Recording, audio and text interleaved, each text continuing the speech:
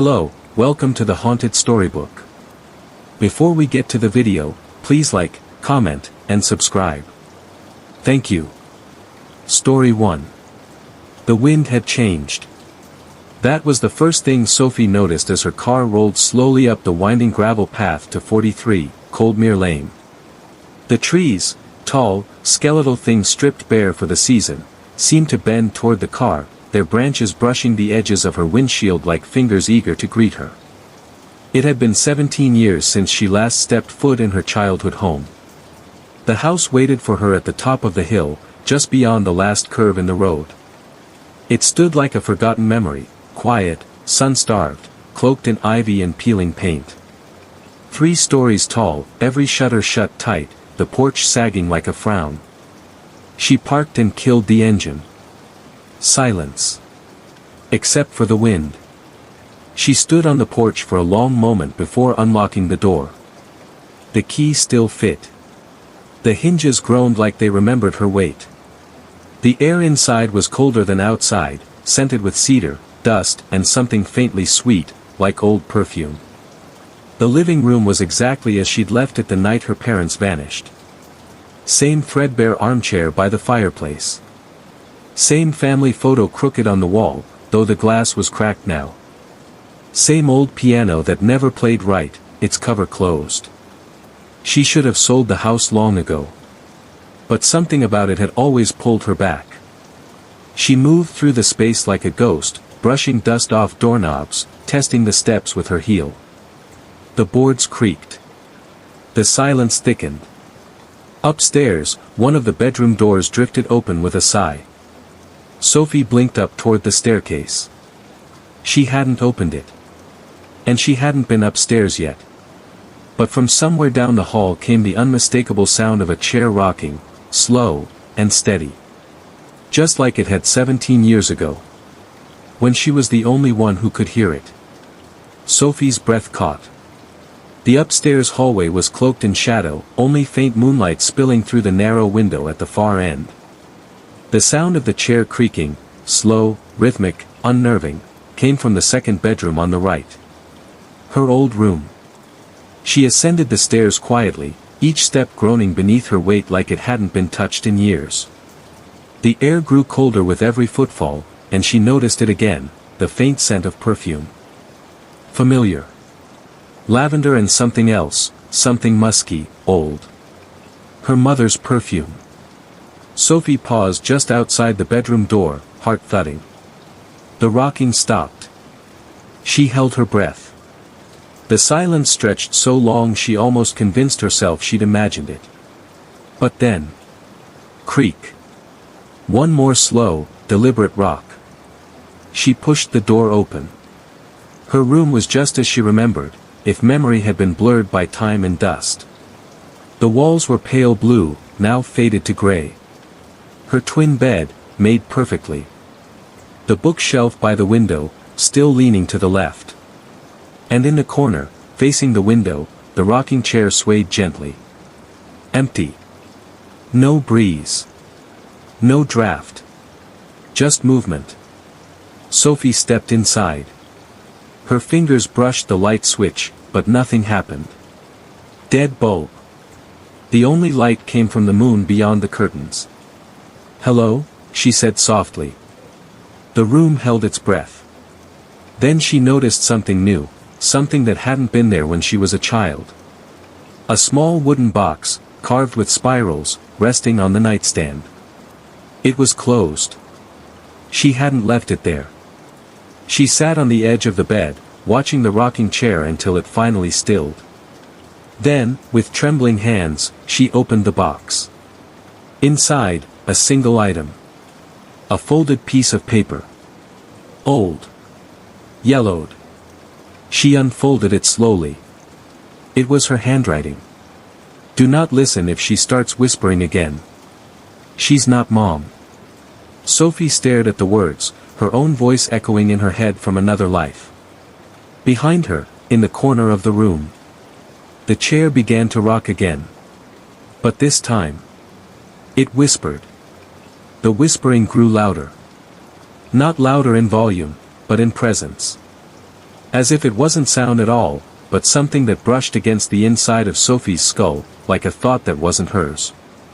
She stood, backing slowly away from the rocking chair. The voice, thin, feminine, barely audible, repeated a phrase over and over, like a forgotten lullaby. "You said you'd stay, you said you'd stay." Sophie pressed her palms against her ears.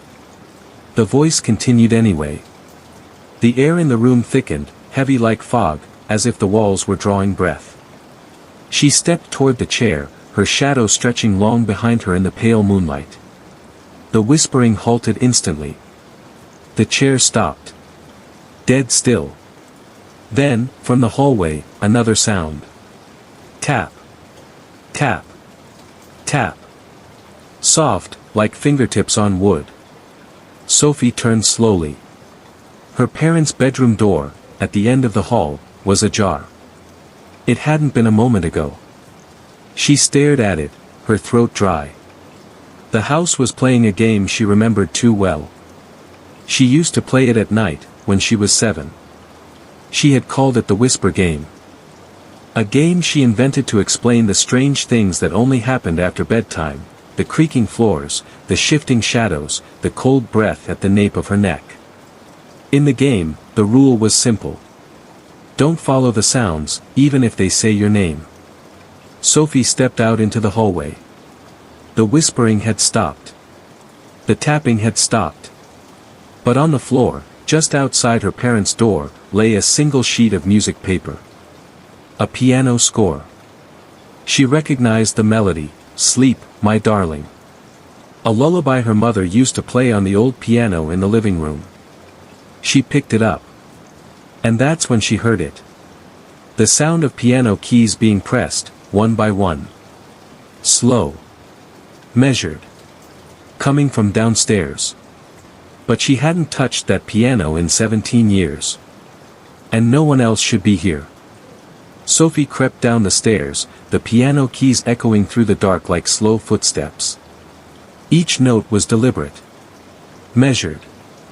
As if the house itself were remembering a song it had long forgotten. The melody wasn't beautiful anymore. It was broken, off-tempo, missing notes, like a child trying to imitate something they once heard in a dream. When she reached the bottom step, she could see the piano. It was playing itself. The lid was raised. The ivory keys dipped with invisible fingers, the hammers inside thudding gently with each pressed note. The bench sat empty, but the seat cushion was indented, as if someone had just risen from it. Sophie's hands trembled as she approached. The sheet music she held still matched the notes playing. Somehow. "Sleep, my darling," the melody whispered through the air, while the dark hums low. The lyrics popped into her head like a memory.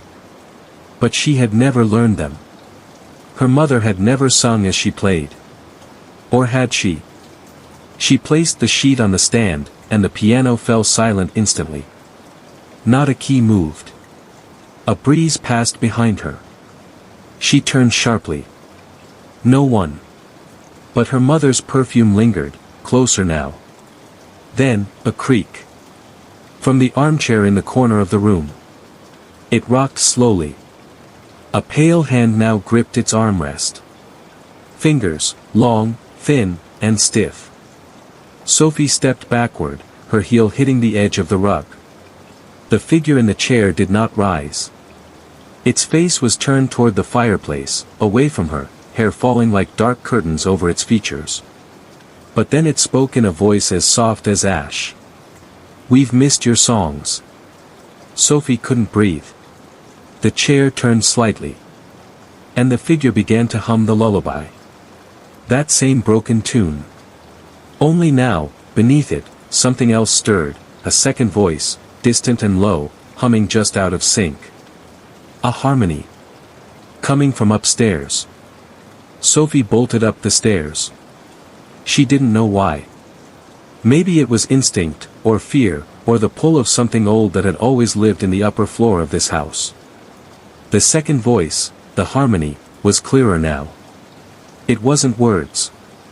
It was breath and hum, rising and falling with the lullaby like it had never stopped being sung. But the piano was silent again. It had stopped the moment she turned away. And now, only the second voice remained. Coming from the hallway. No, from behind the bathroom door. The same bathroom where she had once fallen asleep in the tub at age 9, lulled by the same lullaby on the piano below. She remembered the feeling of sinking, warm water over her ears, the sound muffled but still carrying. She stepped closer. The humming paused. Then, a whisper through the door. "Do you remember me now?" Sophie froze. Her fingers brushed the doorknob. It was ice cold. She pushed it open slowly. The room inside was dark, blacker than it should have been. The overhead light didn't respond when she flipped the switch. But the moonlight through the frosted window spilled across the tiled floor, and in the mirror above the sink. She saw the back of someone's head. Long dark hair. Motionless. But when she turned to look behind her, no one was there. Only the reflection. And it was humming again. Sophie stared into the mirror. Her own face was gone. Replaced by the figure. The head tilted slowly, strands of hair falling away to reveal a pale cheek, a nearly black eye. The reflection smiled. "You used to sing to me. Every night. Until you forgot."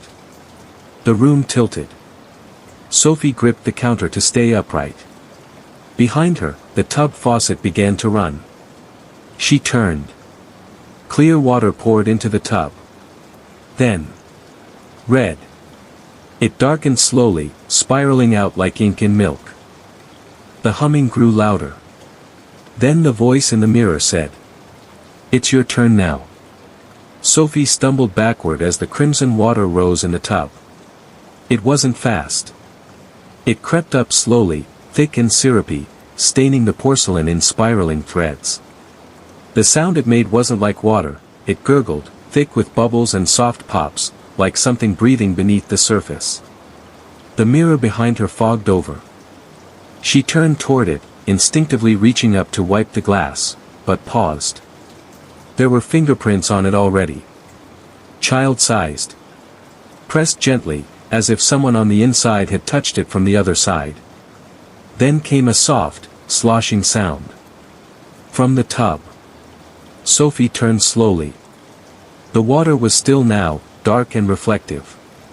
And something was rising.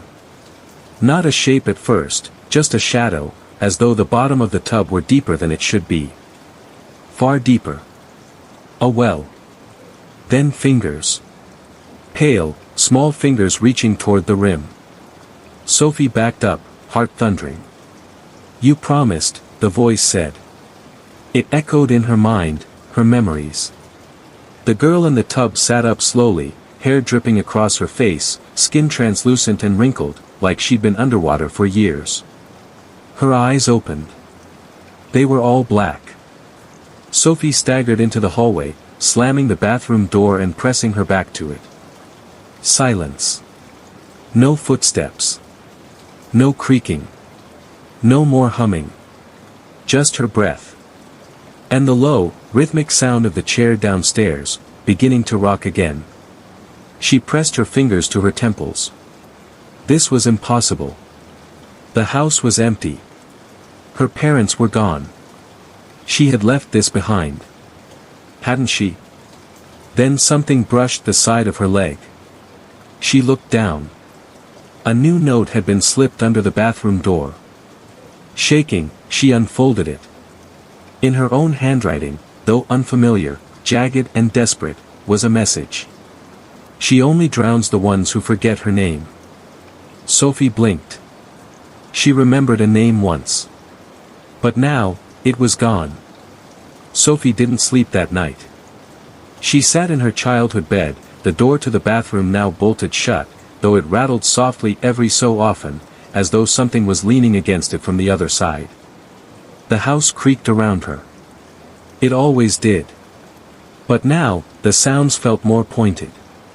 Every groan of wood, every tick of the pipes, seemed to carry intention, like the house was exhaling memories one by one.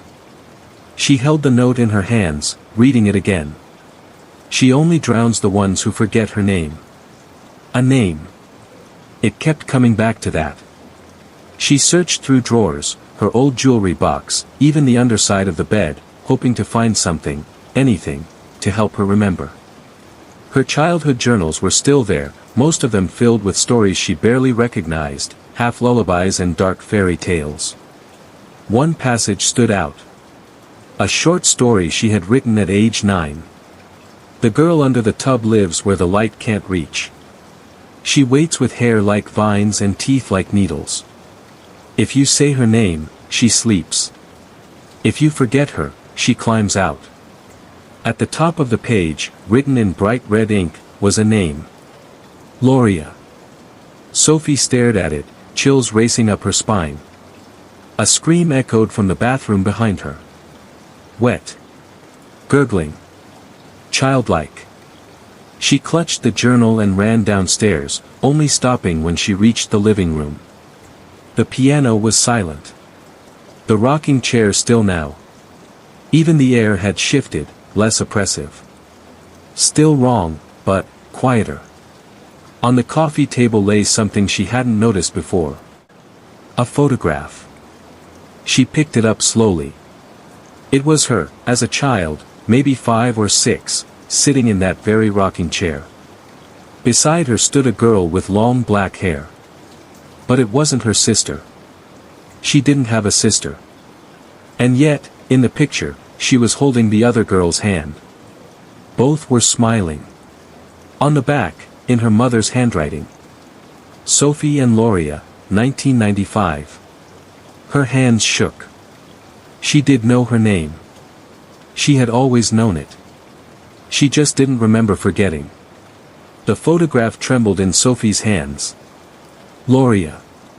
The name echoed through her memory like a crack in old glass, breaking everything beneath the surface. A cold, sudden clarity rushed in.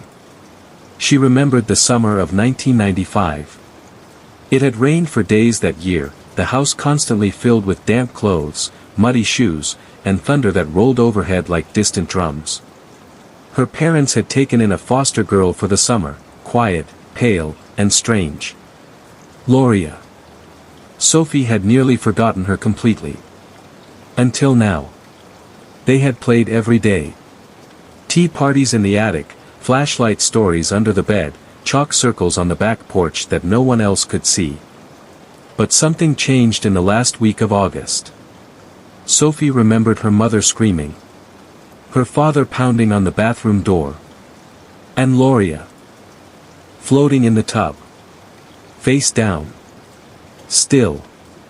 But when they pulled her out, her eyes had opened. And she had whispered. You forgot me. Sophie dropped the photograph. The room around her dimmed. The windows fogged from the inside. And from the upstairs hallway came the unmistakable sound of the bathroom door unlocking with a soft click. The rocking chair creaked once. Then silence. Then water dripping. Slow. Steady. Sophie gripped the journal to her chest and whispered the name aloud. Gloria. The house sighed. Every wall, every board, seemed to settle all at once. A breath exhaled after 17 long years. But peace did not follow. Instead, a voice from the kitchen doorway said gently. You remembered too late. Sophie turned. And there stood Gloria. Dripping. Eyes black. Hair soaked to the floor, sticking to her cheeks in thick ropes. But her face was no longer angry. It was sad. Tired. I waited so long, Gloria said, stepping forward. But you locked the door. You let them forget me. Sophie's throat burned with 1,000 things she wanted to say. Apologies. Explanations. Please. But instead, she whispered, I was a child. Gloria smiled faintly. So was I. Then she turned and walked toward the staircase, water pooling in her footprints. Come. We have one more room to visit. And Sophie followed. Sophie followed Gloria up the stairs, the house creaking with every step, but not in protest. More like recognition. Acceptance. The second floor was thick with fog now, like mist leaking in from every shadowed corner. Sophie could barely see her own hands, but Gloria moved ahead without hesitation, her water-slicked footprints glowing faintly on the old floorboards. They passed Sophie's old room. Then the bathroom door, wide open, tub drained now, empty. Gloria stopped at the end of the hall, where there had never been a door before. Sophie stared. The hallway had always ended with the linen closet. But now, a narrow black door stood where the closet should have been. It had no knob. No frame. Just wood as dark as ink, and a single white word painted across it in crude handwriting. Remember. Gloria turned to her. You never came in with me, she said softly. That night. I asked you to. Sophie swallowed. I told you we weren't supposed to open it. I thought it was just a wall. Gloria nodded. But it was already open. She pressed her palm to the door, and the wood began to dissolve, like ash lifting into the air. The doorway behind it led into a small room lit only by candlelight. No furniture. Just walls lined with drawings. Hundreds of them. All childlike. All drawn by Sophie's hand. Stick figures. Monsters. Mazes. Circles with eyes. Scribbles of Sophie and Gloria holding hands. Scenes from their games, drawn again and again with growing fear and frantic lines. Sophie stepped inside, breath caught. In the center of the room sat an old music box. The same one her mother had kept locked away in her closet. Gloria knelt beside it. Her dress, still dripping, left no trace on the floor. She opened the lid. The melody began to play, slow and broken. The same lullaby. The same whispering tune. Gloria looked up. They wanted to forget me, she said. So they locked this room. But you remembered. The candles dimmed. And on the wall behind the music box, words began to form, one letter at a time. Finish the song. Sophie's voice trembled. I don't remember the words. Gloria stood. Then make new ones. Sophie took a breath and stepped closer to the music box, the final verse of the lullaby slowly forming in her mind, like something she had always known but never spoken. Sophie stared into the turning gears of the music box. The melody drifted around her like falling snow, familiar but warped, slowed just enough to carry something beneath it, a breath, a whisper, maybe even a memory. The drawings on the walls seemed to shift in the flickering candlelight, their lines curling inward like vines. She sat beside Gloria on the floor. The little ghost girl was quiet now, her eyes closed, hands folded in her lap as if waiting for something sacred. Sophie whispered. Sleep, my darling, dusk is near. The music box clinked as it hit another chipped gear. She let the next words come like water. Close your eyes, no shadows here. All the dark you left behind. Lies and stories lost to time. Gloria opened her eyes. Sophie's voice trembled. Dream of doors that never close. Whispered names that no one knows. Drift through quiet halls of grace. Find your home, your resting place. The candles flickered violently. Then stilled.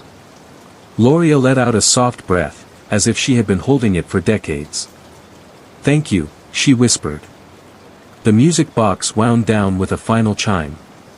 And then, slowly, the room began to vanish. Not with chaos, not with screams or shaking floorboards, but with calm.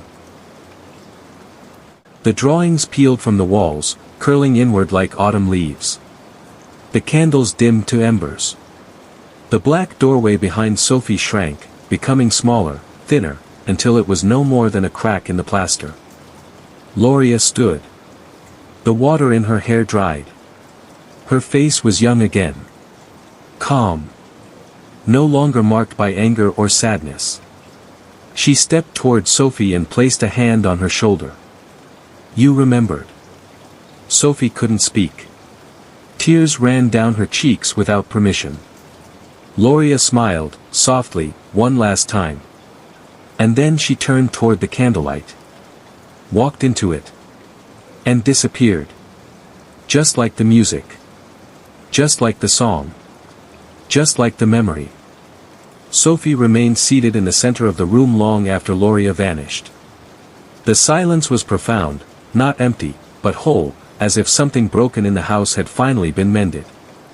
Even the air had changed. It no longer pressed against her chest, no longer carried the scent of old perfume or the weight of unfinished lullabies. Instead, it felt light. Clean. New. The room around her had become what it had always wanted to be, just a room. No longer a wound. Sophie stood slowly, legs aching, her eyes adjusting to the now gentle darkness.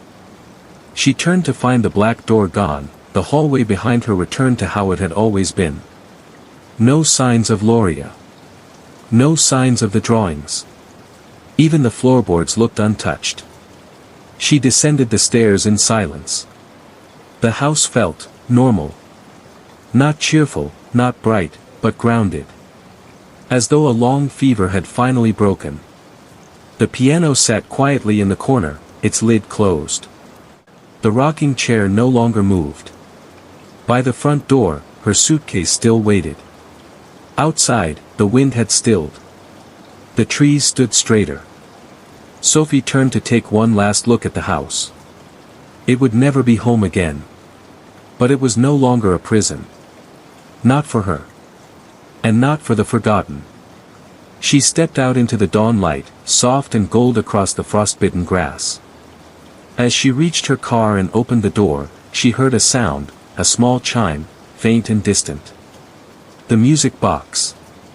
Not broken anymore. Not stuck. Just playing its last few notes.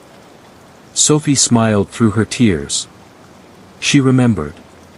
And that was enough. She drove away, the house growing smaller in her rearview mirror. It didn't watch her leave. It didn't need to. Because finally, after all those years, it had let go. And so had she. Story 2. The letter arrived in an envelope the color of dead leaves. No return address, only a name in looping cursive, Eleanor Voss. Julian didn't recognize the name. Inside was a single page, yellowed and smelling faintly of apples and something metallic. The message was simple. The house is ready. You may come now. Bring nothing that still remembers you. Julian read it 3 times before setting it down beside his coffee. He hadn't spoken to anyone from his past in years, let alone someone with a last name like Voss. But something about the letter felt familiar, like a voice from a forgotten dream. The next day, he quit his job. By the end of the week, he had sold everything that wouldn't fit in a single suitcase. A month later, he stood in the rain on the shoulder of a forgotten road, watching fog curl between rows of dead trees. A wooden sign, half buried in the mud, read, Orchard Lane. The house stood at the end of the path like it had always been waiting. 3 stories tall. Gables like broken wings. Windows dark as sleep. Julian stepped inside. And the door shut behind him. The interior was colder than the air outside. Julian's breath fogged as he walked through the foyer, shoes muffled by thick, dust-choked carpet. The chandelier above him was swaying slightly, though there was no draft. The scent of apples lingered in the air, but rotting ones. Soft. Collapsing.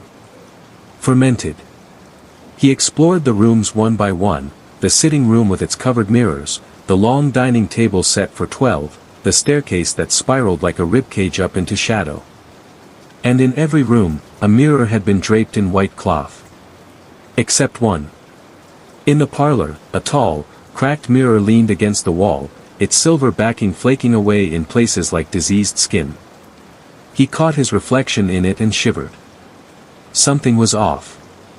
The shape in the mirror was his, but slightly older. Grayer. And behind him, a woman stood just out of focus. He spun around. Empty. He turned back. The mirror was covered now.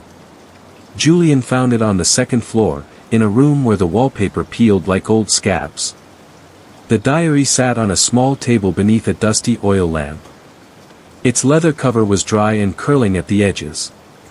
Inside, delicate handwriting in fading ink. They don't knock. They just come when you leave the windows open. The apples rot overnight, and you hear them in the walls. Last night, I saw Eleanor again. She had no eyes, but she smiled like she knew me. The entry was dated October 17, 1889. Julian's birthday. He turned the page. But the rest of the diary was blank. The house made noises it shouldn't. Whispers through the vents. Footsteps from above, even though Julian hadn't found a third floor. Doors that never opened the same way twice. Shadows that moved just slightly slower than they should. At night, he dreamed of orchards. Endless rows of black trees. Fruit that bled when picked. Children with hollow eyes crouched beneath the branches, gnawing on cores that twitched like living things. And always, watching from the end of the path, was Eleanor. She wore a dress made of withered leaves. And she always smiled. It was hidden behind a loose panel in the hallway. A ledger bound in red leather, its pages yellowed and brittle. Each page bore a name, written in the same looping cursive. Arthur Glass, 1872. Lillian Burke, 1903. Daniel Finch, 1921. Margot Vale, 1954. Julian Holloway, 2023. Julian stared at his name, already written. The ink was fresh. But he hadn't touched a pen. And then he saw the next name waiting on the following page. Already half-written. L. The rest was blank. That night, Julian woke to the sound of apples thudding against the roof. But there were no trees near the house. He crept to the attic, driven by instinct. The trapdoor had not been there before, but now, it yawned open at the end of the hallway, the ladder descending into black. The attic was colder than any place he'd ever been. Frost laced the floorboards. Shadows clung to the ceiling like mold. And in the center of the room stood a woman in a dress of rotting leaves. Eleanor. She turned. Her face was a ruin, beautiful and broken, eyes gone but mouth full of perfect, white teeth. You remembered, she whispered. Julian's mouth went dry. Remembered what? Who you were.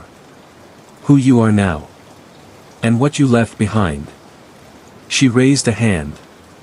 The mirrors downstairs shattered all at once. Every window now looked out onto an orchard. Where there had once been fog and forest, there were now endless rows of black trees, heavy with swollen fruit.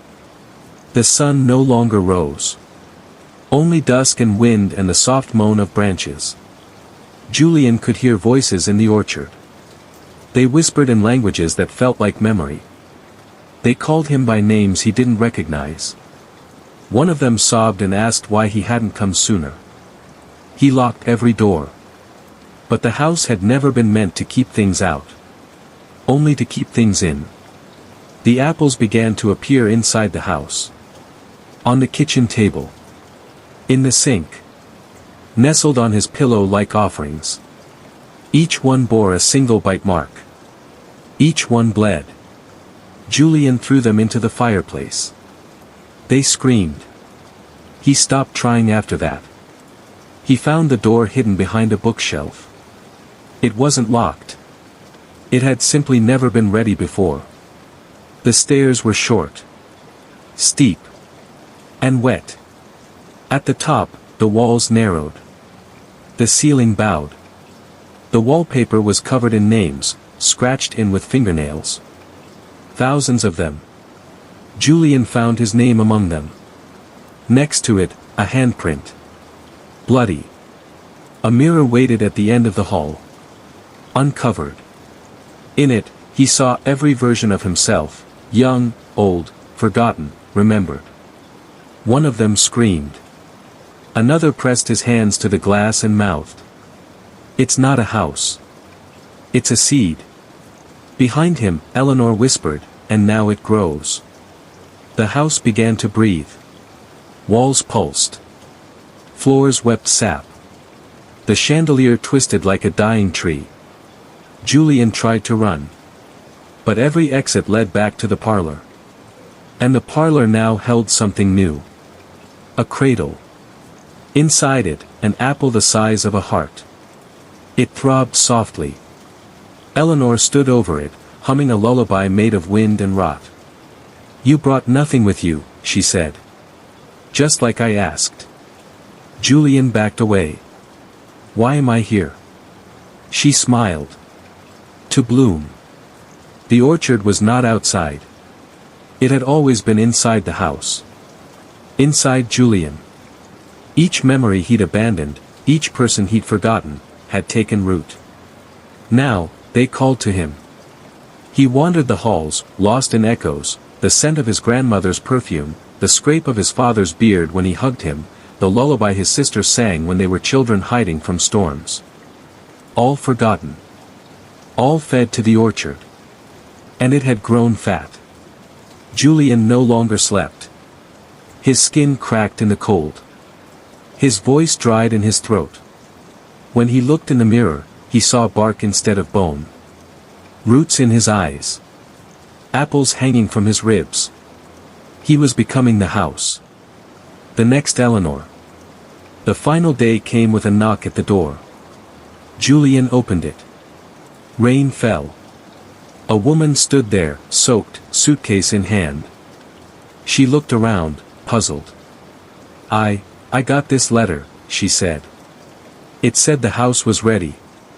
Julian smiled. His teeth were white. Perfect. Too many of them. He stepped aside.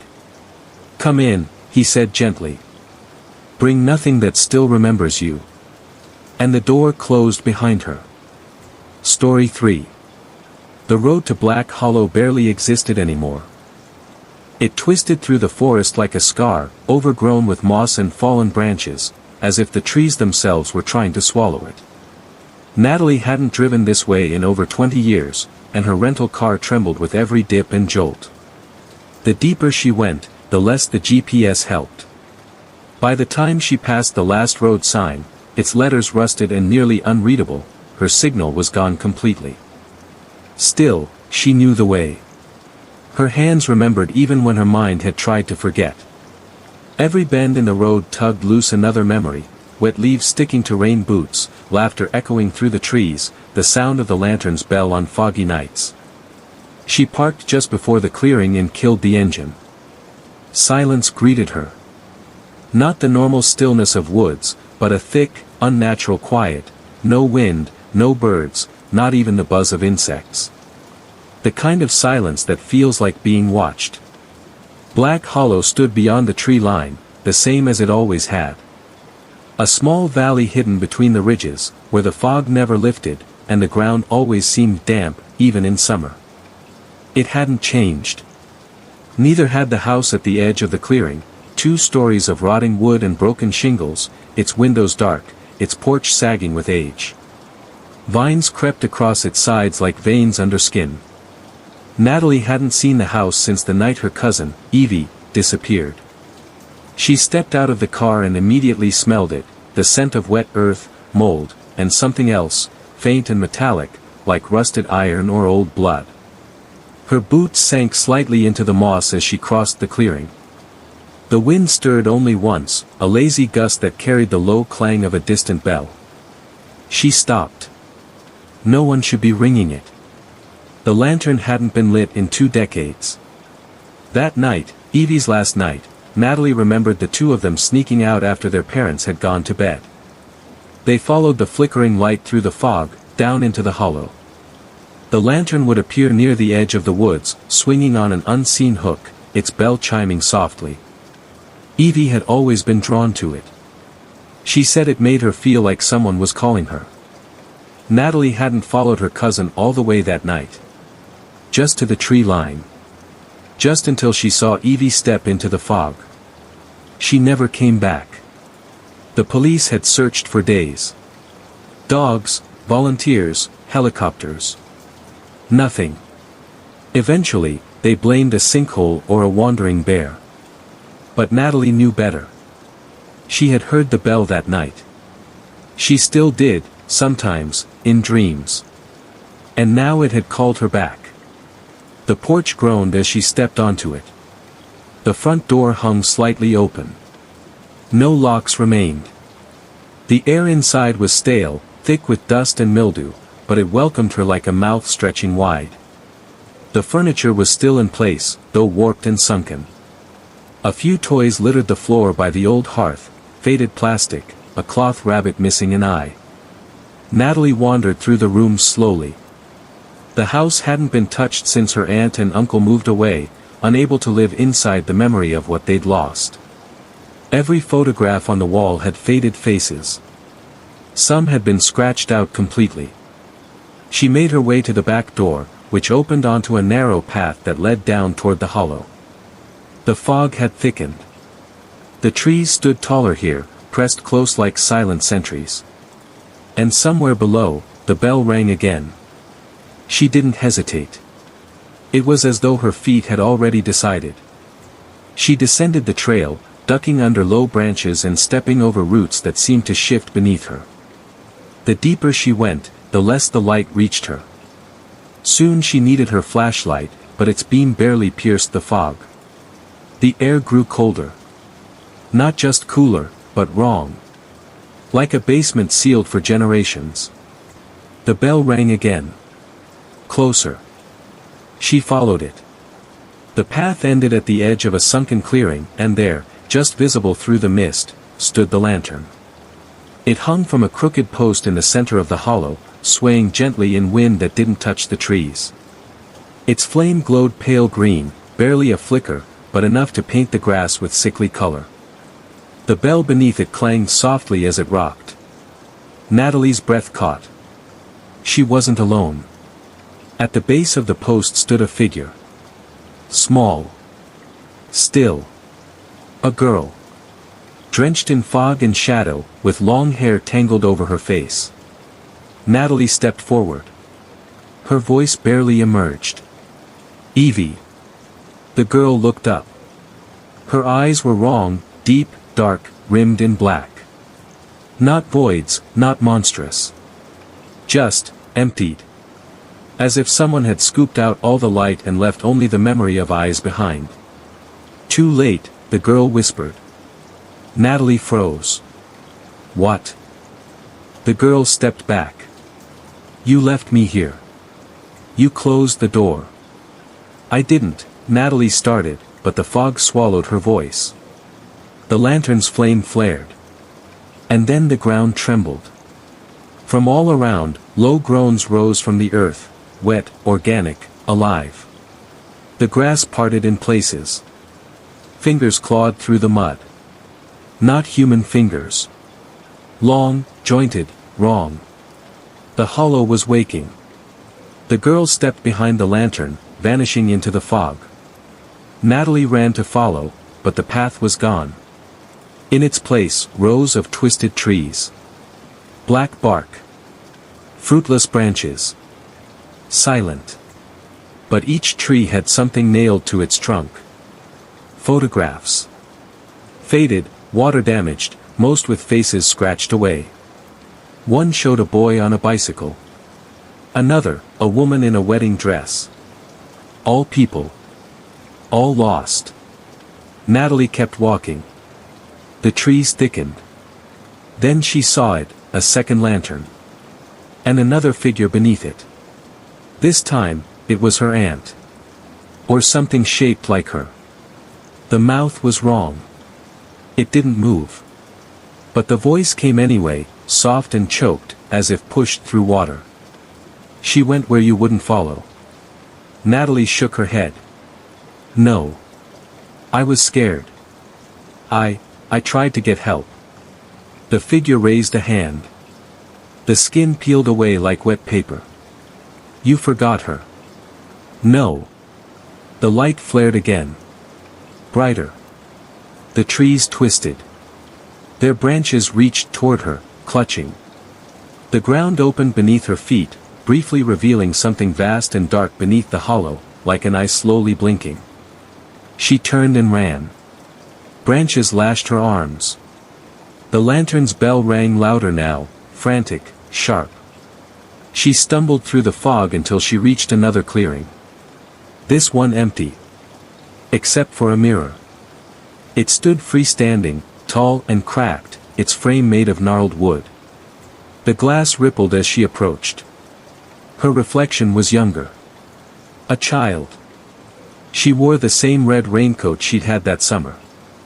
The one from the day Evie vanished. In the reflection, Evie stood beside her. Holding her hand. Smiling.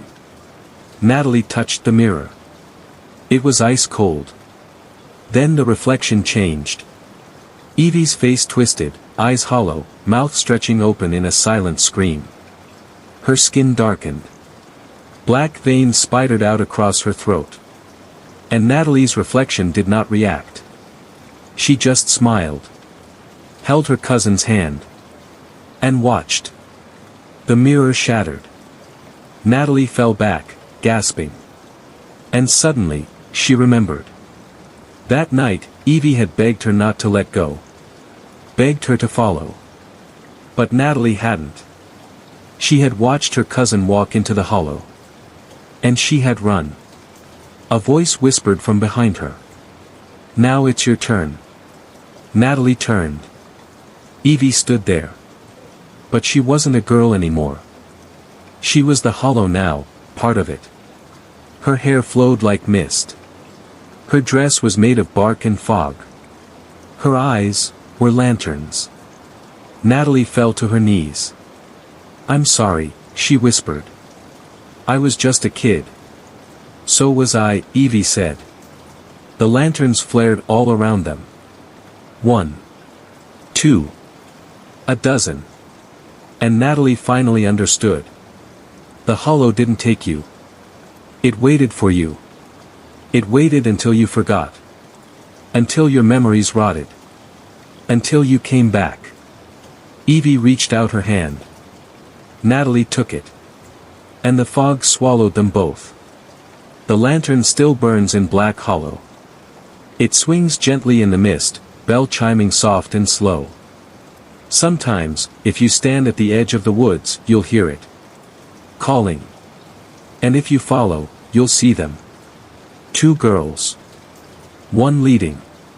One following. Both lost. Both home.